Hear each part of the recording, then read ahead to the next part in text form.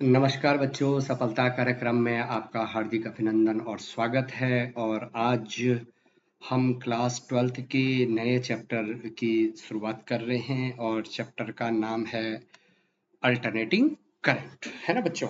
तो alternative current के जो आने वाले टॉपिक हैं वो ये हैं और अब हम सीधा इसकी स्टडी करते हैं कि अल्टरनेटिव करंट क्या होता है। ठीक है क्लास, और वो चैप्टर जो आपका तीसरा चैप्टर था उसमें आपने डायरेक्ट करंट के बारे में स्टडी की थी और इस चैप्टर में हम करने वाले हैं अल्टरनेटिव करंट के बारे में स्टडी।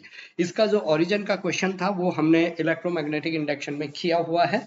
और सबसे पहले कि ये अल्टरनेटिव करंट क्या होता है, ठीक है, प्रत्यावर्ती धारा किसे कहते हैं, है ना।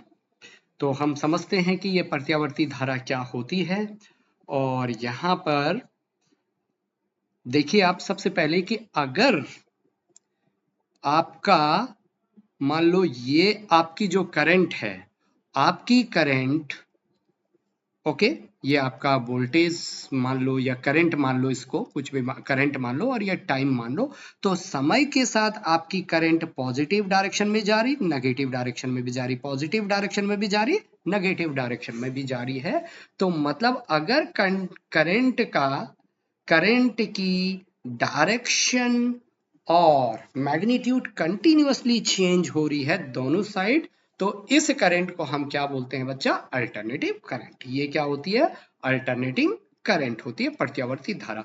जबकि डायरेक्ट धारा, डिस्ट धारा जो डायरेक्ट करंट थी वो कैसी थी, ये थी, जैसे ये करंट था और ये टाइम था, ये कांस्टेंट रह रहा था। तो ये कैसी करंट थी, डीसी करंट थी। जैसे आपका देखो ये इस तरीके की करंट, ये भी एक ही डायरेक्शन में है तो ये भी आपकी डीसी करंट है। लेकिन जैसे आपका ये करंट है, इधर और नीचे गया, इधर और नीचे गया, देखो ये आपकी क्या है बच्चा, अल्टरनेटिव करंट है, जिसका मैग्नीट्यूड और डायरेक्शन कंटिन्यूअसली क्या हो रहा है, चेंज हो रहा है। तो that's current is alternative current. और हमारे घरों में कौन सी करंट आती है, अल्टरनेटिंग करंट आती, प्रत्यावर्ती धारा आती है। जो हमारे होम में जो करंट आती है वो कौन सी करंट होती है, अल्टरनेटिंग करंट होती है। तो उससे पहले आप ईएमएफ, जो वोल्टेज है आपका, प्रत्यावर्ती विद्युत वाहक बल, अल्टरनेटिंग ईएमएफ क्या होता है कि जिसका मैग्नीट्यूड और डायरेक्शन कंटिन्यूअसली चेंज हो,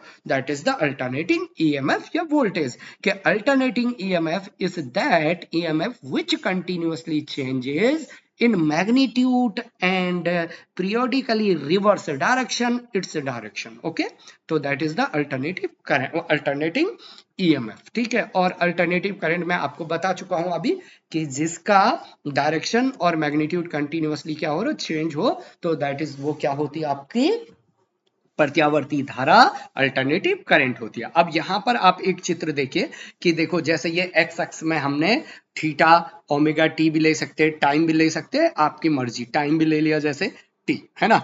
और वाई अक्ष में आपने ईएमएफ या करंट ले लिया, तो ये ई को आप वी भी लिख सकते हो किसी निश्चित सर्कमस्टांसेस पर, तो वो कोई दिक्कत नहीं। अब देखो जैसे ये आपका ईएमएफ है, ये आपका जो ये ग्राफ दिख रहा है ये ईएमएफ है, और ये साइनोसोडियल ग्राफ है, साइन से स्टार्ट हो रहा है, इसलिए यहां पर देखो E इज इक्वल टू आपका क्या आने वाला है, ई नॉट साइन ओमेगा टी। देखिए ई नॉट क्या है, मैक्सिमम वैल्यू ऑफ ईएमएफ, उसी को हम पीक वैल्यू ऑफ ईएमएफ भी बोलते हैं, उसी को हम क्या बोलते हैं बच्चा, पीक वैल्यू ऑफ ईएमएफ भी बोलते हैं। अगर मैं इसमें करंट का ग्राफ खींचूं तो देखो करंट का ग्राफ ये आ रहा है, देखो ये करंट जो ये ग्रीन से है, दैट इज द करंट। तो ये कौन सी करंट है बच्चा, अल्टरनेटिव करंट। तो alternative current I is equal to क्या हो गया, I not sine omega t, जहां आई नॉट क्या है, पीक वैल्यू ऑफ करंट है। इस अल्टरनेटिव करंट की क्या है, ये सबसे मैक्सिमम वैल्यू है, पीक वैल्यू। ओमेगा क्या है, एंगुलर वेलोसिटी, और टी आपका टाइम है। तो देखो ये ईएमएफ वोल्टेज और ईएमएफ करंट का क्या है, आपका फॉर्मूला है, E is equal to E nought sine omega t, I is equal to I not sine omega t. X x में देखो आप थीटा भी ले सकते हो, ओमेगा भी ले सकते हो, टी भी ले सकते हो, तुम्हारी इच्छा। अब देखो अगर मान लो कि ये जो ये करंट है ये यहां से स्टार्ट ना होकर यहां से स्टार्ट हो, देखो तो वो ग्राफ कैसा हो जाएगा, कॉस का ग्राफ हो जाएगा। यहां पर आप देख सकते हो ई और वी, देखो ये ईएमएफ जो है वो ग्राफ यहां से स्टार्ट हो रहा है, तो ये E इज इक्वल टू क्या आएगा, E nought cos omega T, क्योंकि यहां से स्टार्ट हो रहा है, साइन से 90 डिग्री आगे से स्टार्ट हो रहा है, तो E is equal to E nought cos omega t. और अगर करंट की बात करेंगे तो current I is equal to I nought cos omega t. तो ये आपका अल्टरनेटिव करंट का इंस्टेंटेनियस वैल्यू है। क्या है? इंस्टेंटेनियस वैल्यू ऑफ करंट है। ओके, तो लेट्स यहां पर जो जो चीजें आपको पता होनी चाहिए वो क्या क्या होनी चाहिए। तो E और I, E क्या है आपका instantaneous value of EMF. EMF की ये वैल्यू है जो आपका E है।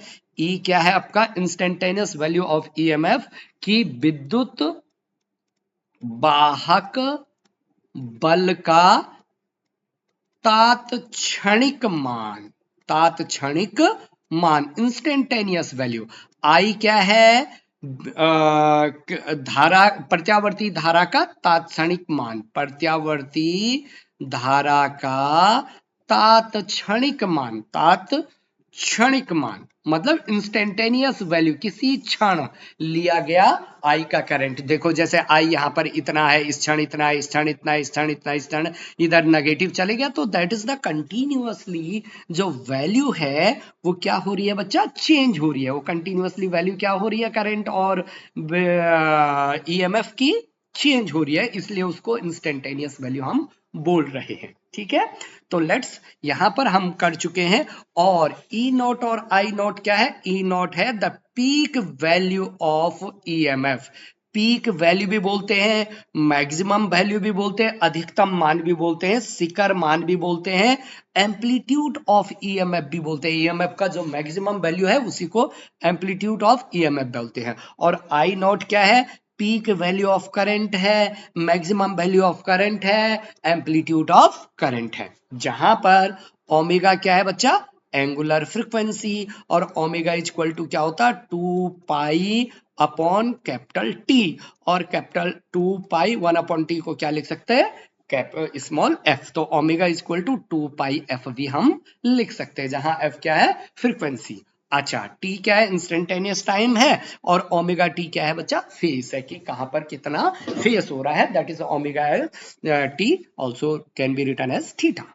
ओके, इतनी सारी चीजें आपको बहुत अच्छे से ध्यान होनी चाहिए अल्टरनेटिव करंट में। ठीक है, अल्टरनेटिंग वाले चैप्टर में। और मैं कह रहा हूं कि हम 99% जो लाइट, जो इलेक्ट्रिसिटी यूज करते हैं वो कौन सी करते हैं? अल्टरनेटिव करंट करते हैं। उसका कारण क्या है कि अल्टरनेटिव करंट को एक जगह से दूसरी जगह ले जाने में कम खर्चा आता है। दूसरा, अल्टरनेटिव करंट को कंट्रोल करने में ज्यादा आसानी होती है इसको। तीसरा, अल्टरनेटिव करंट आपका कम कॉस्टली होता है, कि हम डीसी को एक जगह से दूसरी जगह ले जाने में करंट, वो एनर्जी का बहुत लॉस होता है, जबकि अल्टरनेटिव करंट का लॉस कम होता है। इसलिए अल्टरनेटिव करंट का चैप्टर ज्यादा इंपॉर्टेंट हो जाता है हमारे डेली लाइफ के प्रोस्पेक्टिव में।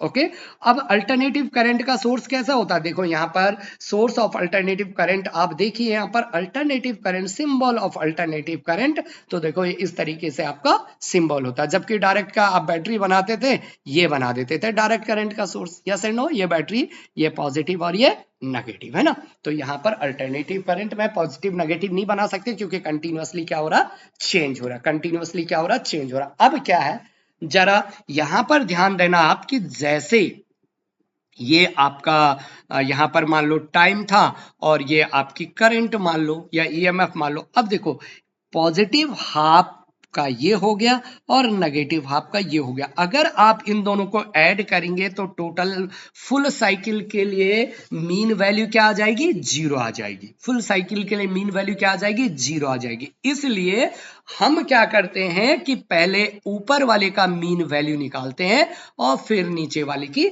मीन वैल्यू निकालते हैं। तो एवरेज वैल्यू जो निकाल देंगे हम, वो हाफ साइकिल के लिए निकालेंगे, क्योंकि पूरी साइकिल के लिए अलजेब्रिक सन करेंगे तो वो क्या हो जाएगा? 0 आ जाएगा। तो एवरेज और mean value of alternative current. तो अल्टरनेटिव करंट का एवरेज या मीन वैल्यू निकालेंगे, लेकिन किसके लिए बच्चा?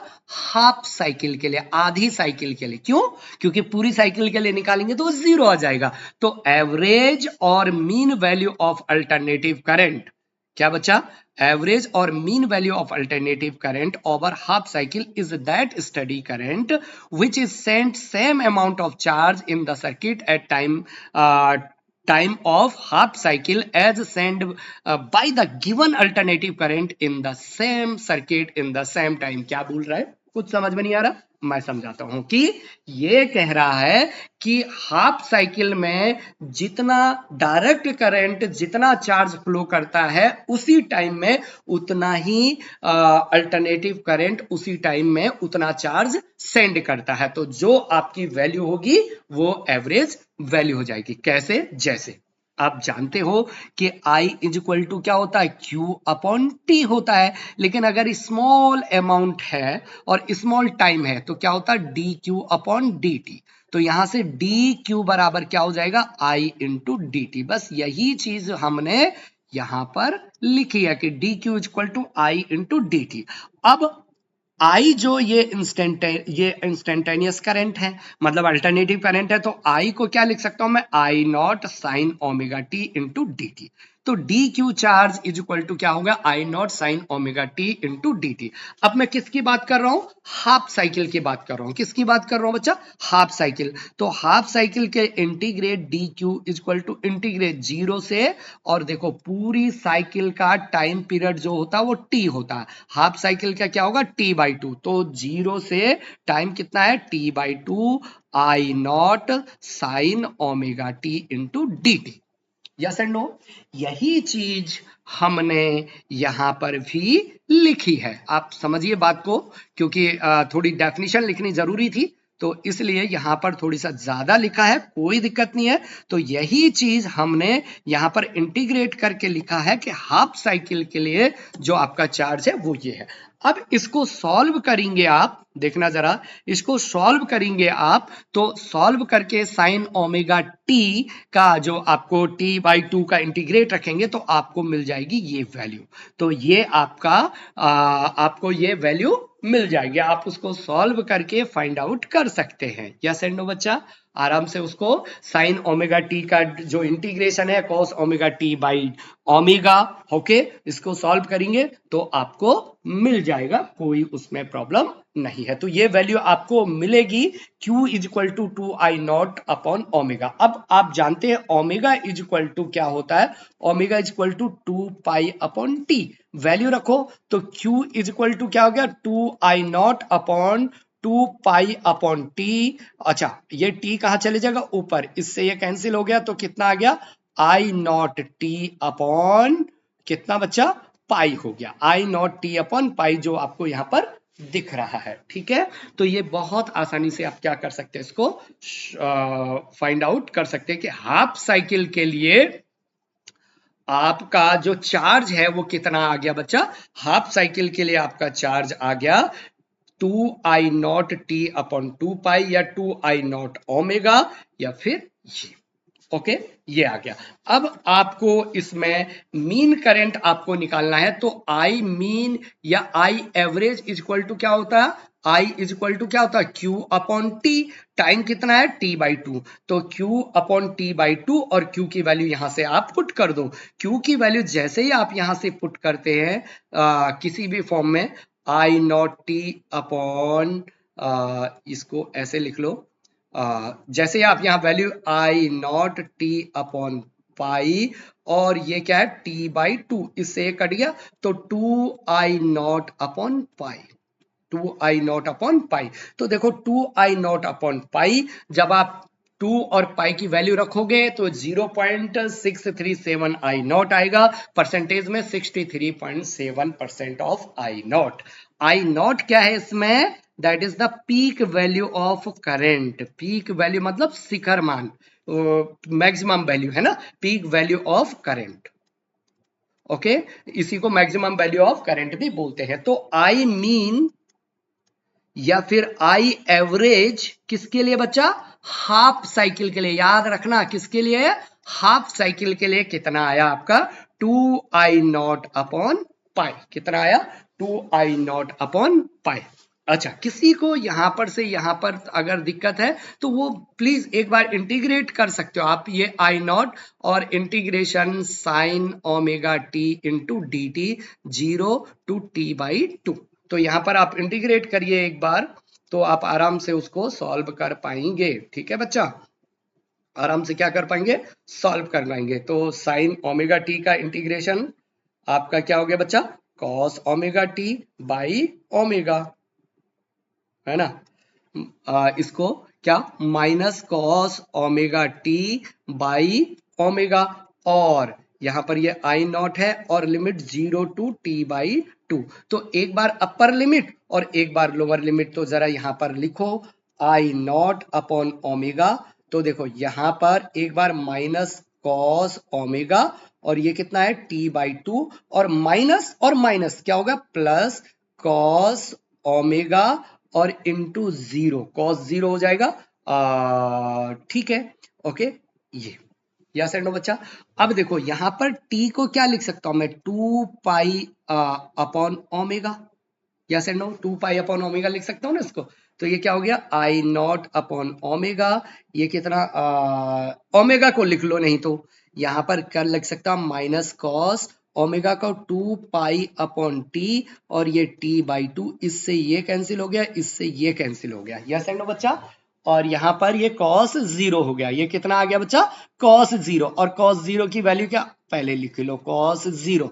अब देखो यहाँ cos पाई, और cos पाई की वैल्यू -1 होती है। तो ये माइनस माइनस क्या हो जाएगा? देखो यहां पर देखो I0 अपॉन ओमेगा, cos पाई की वैल्यू -1 और एक माइनस पहले, तो माइनस माइनस +1 और प्लस cos 0 1। तो देखो कितना आ गया? 2I0 अपॉन ओमेगा आ गया, जो यहां पर है। ये सब चीजें आपको पता होनी चाहिए बेटा, है ना। ये हमारा रफ्तार से चल रहा है सिलेबस, तो ये सारी चीजें आपको पता होनी चाहिए। तो Q equal to 2I0 upon omega. तो जब आप इसका डिफरेंशिएशन करोगे sine omega T D T का minus cos omega T upon omega, limit आपने ले लिया और सॉल्व करके ये आ गया। ठीक है, आई होप तुम समझ पा रहे होंगे इस बात को।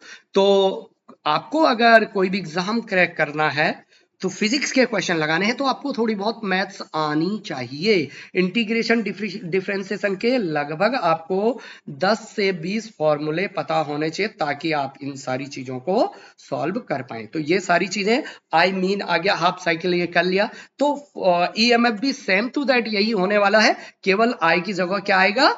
EM आ जाएगा, EV 2E0 upon pi. E0 क्या है? Maximum value. ठीक है, अब पूरे साइकिल के लिए mean of complete over A complete cycle के लिए क्या हो जाएगा बच्चा? 0 हो जाएगा। क्यों? क्योंकि प्लस का ये +2I0 अपॉन ओमेगा आएगा, माइनस वाला -2I0 अपॉन ओमेगा आएगा। तो total I average full cycle के लिए क्या हो जाएगा? 0 हो जाएगा। इसलिए हम एवरेज से चीजें सॉल्व नहीं कर पाते हैं कंप्लीट के लिए, तो उसके लिए फिर एक नया चीज मानना पड़ा साइंटिस्ट को, क्योंकि करंट तो फ्लो हो रहा है। करंट तो क्या हो रहा? फ्लो हो रहा है। तो इसलिए हमें जरूरत पड़ती है रूट मीन स्क्वायर की, वर्ग माध्य मूल या वर्चुअल और effective value of alternative current की रूट मीन स्क्वायर, जिसको हम किससे डिनोटेट करने वाले हैं? IRMS, या और बड़े में अगर आप लिखना चाह रहे हो तो IRMS। इसी को virtual value of alternative current कहते हैं, इसी को effective value of alternative current कहते हैं। हिंदी में क्या बोल दूं? वर्ग माध्य मूल मान, प्रत्यावर्ती धारा का वर्ग माध्य मूल मान, या क्या हो गया? आभासी धारा, या फिर क्या होगा? प्रभावी धारा। क्या बच्चा? प्रभावी धारा। तो ये सारी चीजें हमें जरूरत क्यों पड़ी? क्योंकि आई एवरेज कंप्लीट साइकिल के लिए कितना आ रहा था? 0 आ रहा था। बट इसको थोड़ी सा डेफिनेशन में समझना थोड़ी सा क्रिटिकल हो जाता है, लेकिन हम इसको फॉर्मूले से सॉल्व कर सकते हैं। तो इसकी डेफिनेशन देखो कि रूट मीन स्क्वायर वैल्यू क्या होती है? वर्ग माध्य मूल मान क्या होता है? अल्टरनेटिव करंट का उस डायरेक्ट करंट के बराबर होता है जो समान हीट प्रोड्यूस करता है किसी दिए गए रेजिस्टेंस के लिए गिवन टाइम में, जितना कि अल्टरनेटिव करंट सेम रेजिस्टेंस में सेम हीट सेम समय में प्रोवाइड करती है। मतलब समझ में नहीं आया सर? समझाना चाह रहा हूं कि ये दो सेम रेजिस्टेंस जुड़े हैं, इसमें एक जगह एसी करंट फ्लो हो रही है, एक जगह डीसी करंट फ्लो हो रही है, और इसका रेजिस्टेंस भी आर है, इसका रेजिस्टेंस भी आर है। अगर ये उतनी हीट प्रोड्यूस कर रहा है सेम टाइम में और ये भी उतनी हीट प्रोड्यूस कर रहा है सेम टाइम में, तो ये एसी करंट किसके बराबर हो जाएगी? डीसी करंट के बराबर हो जाएगी। ये एसी करंट किसके बराबर हो जाएगी? डीसी करंट के बराबर हो जाएगी। बस ये बोलना चाह रहे हैं, ठीक है, कि रेजिस्टेंस सेम है, टाइम सेम है और सेम हीट प्रोड्यूस कर रही है। कोई एसी करंट और दूसरे में उतनी हीट प्रोड्यूस कर रहा है कोई डीसी करंट, तो एसी करंट उस डीसी करंट के बराबर हो जाती है। तो that's D H equal to आपका, देखो ये फॉर्मूला आपका होता है कि D I H equal to I square R t होता है ना, हीट प्रोड्यूस एच, ये डायरेक्ट करंट में आप लोगों ने पढ़ा है कि H equal to I square R into D t. अगर बहुत ही स्मॉल है डी एच तो ये क्या हो जाएगा? I square R into D T. अच्छा, आई की वैल्यू क्या रख दो? जो अल्टरनेटिव करंट की वैल्यू होती है I not sine omega T, square करो तो I naught square sine square omega T into D T resistance R है। अब कंप्लीट साइकिल के लिए, कंप्लीट साइकिल के लिए हम बना रहे हैं इसको, तो लिमिट कहां से? 0 से टी तक। टाइम क्या हो जाएगा? 0 टू टी। जब आप इसको सॉल्व करते हैं बच्चों, जब आप इसको सॉल्व करेंगे तो आपको मिल जाएगा I naught square R T into क्या? डिवाइडेड बाई टी, है ना। जरा मिटा देता हूं मैं यहां पर, तो आप इसको इंटीग्रेट कर सकते हो, कोई भी मुश्किल नहीं है। ऑल दो मैं आपको एक चीज यहां पर याद रखने के लिए बता दूं कि अगर इंटीग्रेशन 0 टू टी है और sign square omega T D T है, इसका एवरेज जो आप निकालोगे वो क्या निकालता? 1/2 निकालता। आप सॉल्व करके इसको देख सकते हैं, कोई दिक्कत नहीं है, ठीक है बच्चा। तो अगर यहां पर टी है तो ये t/2 निकल जाएगा, तो और आप वैल्यू रख सकते हैं। तो यहां पर 1 sign square omega T D T complete cycle के लिए 1/2 इसको याद रखेंगे आप, कोई उसमें मुश्किल नहीं है बच्चा। ओके ओके, तो let's we can write here very easy, ठीक है बच्चा, कि यहां पर जो कंप्लीट साइकिल के लिए आपका हीट प्रोड्यूस हुआ I naught square R T by 2। अब if I average virtual value of current then H equal to I V equal to R naught, और आई वी किसके बराबर होता है? आई आर एम एस के बराबर होता है, यही आई इफेक्टिव होता है। और आई आर एम एस बराबर जो है पीक वैल्यू, देखो ये आई नॉट, ये आई नॉट है आर टी बाई 2, तो ये √2 है, तो आई आर एम एस बराबर क्या हो जाएगा? I not by √2। ये आपको याद रखना है, बस इतनी सी बात है, ठीक है। यहां पर ये आपको क्या रखना है? याद रखना है कि जो आपका आई आर एम एस है वो कितना है? मैक्सिमम वैल्यू का √2 आ रहा है। आप दूसरे तरीके से भी इसको सॉल्व कर सकते हैं, कोई प्रॉब्लम नहीं है। I R M S root mean square value equal to क्या होता? I naught divided by √2, I naught divided by √2। तो यहां पर देख सकते हो आप, if I V B virtual value of A C then H equal to I V square R into T. इन दोनों को बराबर करेंगे आप, इन दोनों को जब आप बराबर करेंगे तो आपको यहां पर आई आर एम एस या आई वी जो मिल जाएगा वो आई नॉट बाई √2 मिल जाएगा। बराबर करिए और देखिए उसको, तो यहां पर आई आर एम एस क्या है? Root mean square value of current. क्यों जरूरत पड़ी? क्योंकि एवरेज 0 आ रहा था। और आई नॉट क्या है? Peak value of current. ये क्या है? Maximum value of current.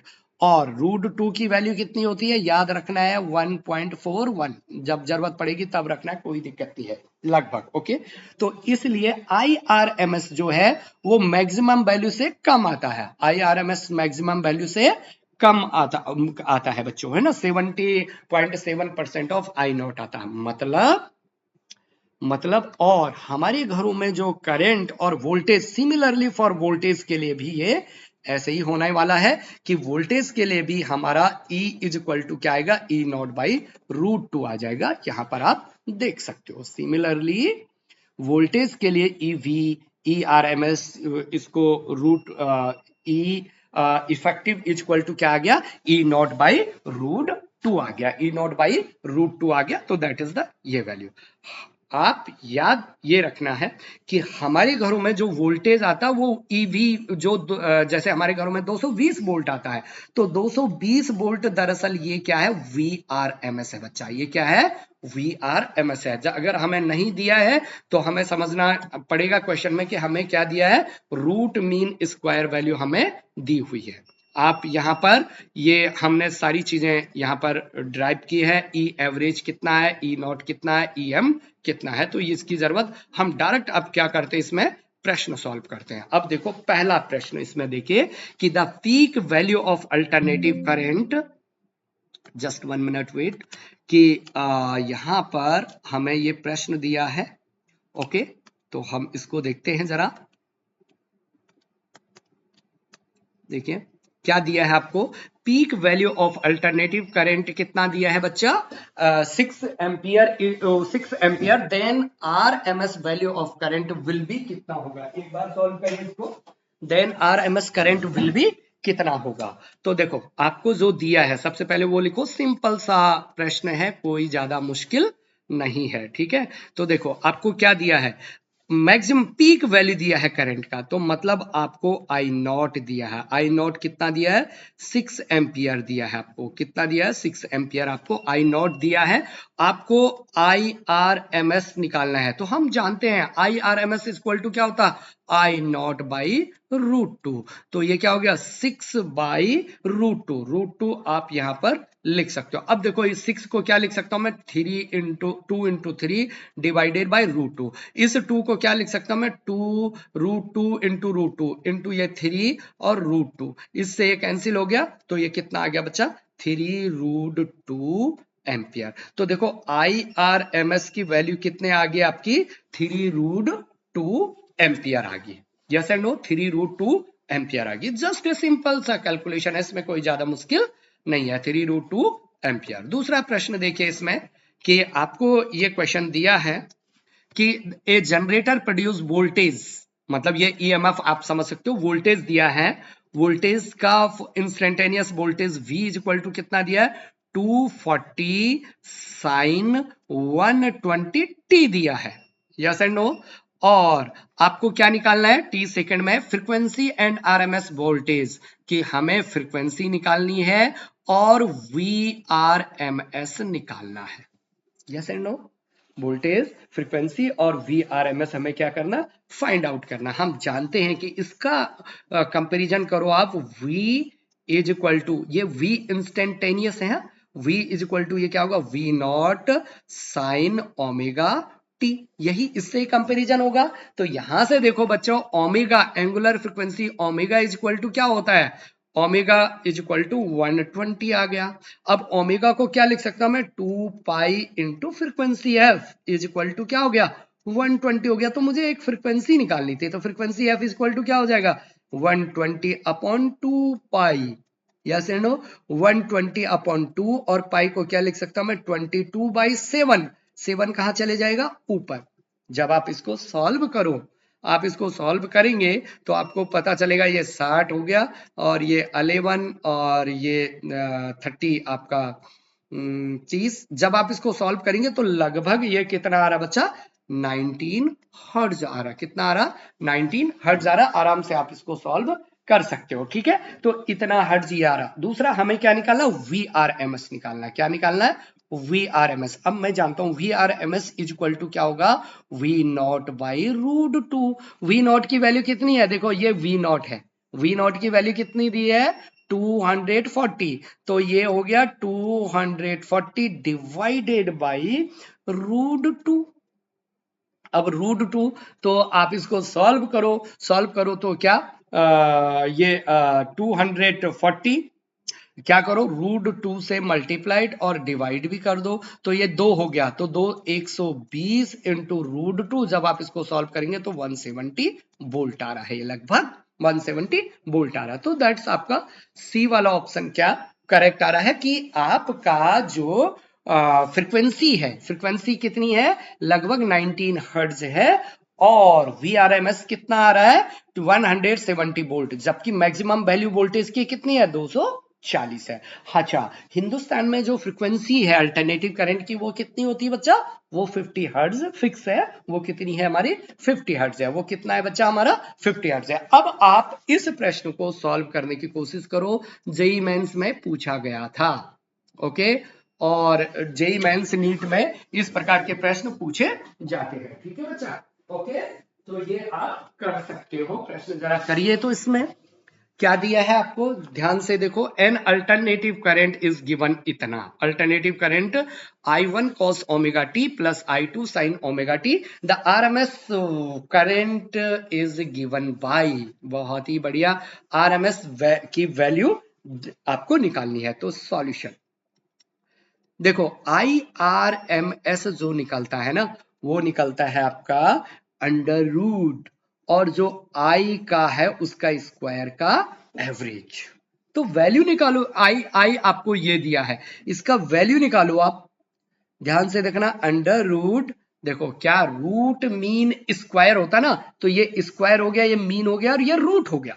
Root mean square value जो है वो ये है। और आई नॉट कितना दिया है आपको, आई नॉट आपको वो सॉरी, आई आपको जो दिया है, इसको अच्छे से लिख लेते हैं थोड़ी, क्योंकि हमें जगह की जरूरत पड़ेगी यहां पर, तो इसलिए मैं इसको जगह बनाने के लिए मैंने यहां पर से शुरुआत कर रहा हूं मैं। ठीक है, तो IRMS जो होने वाला है अंडर रूट आई स्क्वायर का मीन।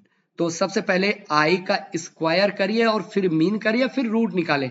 आई कितना है, I1 cos omega T plus I2 sin omega T का होल स्क्वायर। इन्वर्टर में बंद होने वाला है, कोई बात नहीं।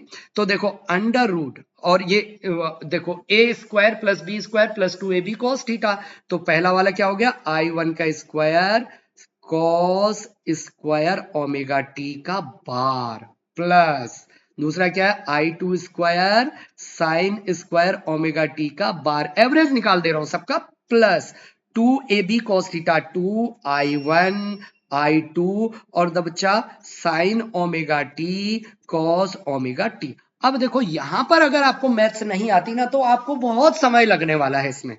आपको क्या लगने वाला है इसमें, बहुत समय लगने वाला है। इसलिए आपको यह पता होना चाहिए कि जब आप साइन ओमेगा टी का एवरेज निकालते कंप्लीट साइकिल के लिए, या कॉस ओमेगा टी का एवरेज निकालते कंप्लीट साइकिल के लिए, तो कितना आता है, 0 आता है। ठीक है, और जब आप साइन स्क्वायर ओमेगा टी का एवरेज निकालते कंप्लीट साइकिल के लिए, तो 1/2 होता है, और कॉस स्क्वायर ओमेगा टी का भी क्या होता है, 1/2 होता है। अगर आपको ये बात पता है ना, तो आप यहां पर एक झटके में आपका प्रश्न का आंसर निकलने वाला है। तो क्या होने वाला है यहां पर, अंडर रूट I1 का स्क्वायर कॉस ओमेगा टी का क्या हो गया बच्चा 1/2 प्लस, अच्छा I1 का स्क्वायर प्लस I2 का स्क्वायर बाई क्या होने वाला 2, और प्लस 2I1 I2, ये तो सीधा क्या हो जाएगा 0। तो देखो आपका जो आंसर आ गया है वो कितना आ गया बच्चा, I1 का स्क्वायर प्लस I2 का स्क्वायर डिवाइडेड बाई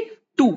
तो कौन सा आपका मैच कर रहा है, तो आपका तीसरा वाला ऑप्शन क्या कर रहा है, मैच कर रहा है। तो इस प्रकार से हम अल्टरनेटिव करंट के प्रश्नों को क्या कर सकते हैं, सॉल्व कर सकते हैं। और दुनिया की सर्वश्रेष्ठ स्टडी कौन सी होती है बच्चा, सेल्फ स्टडी। तो तब तक आपको प्रैक्टिस कंटिन्यूअसली करनी है, पढ़ते रहे, खुश रहे, आनंदित रहे। All the very best.